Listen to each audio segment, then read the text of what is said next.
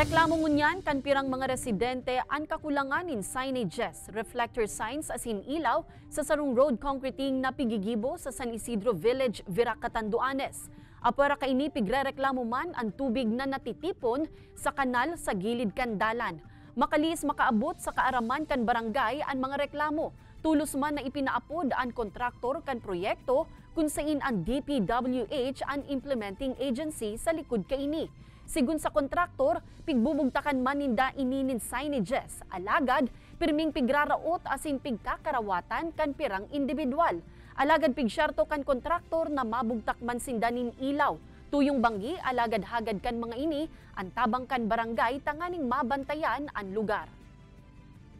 Kasi responsibilidad naman po namin na gawan at bigyan nyo ng para maiwasan nga din yung public.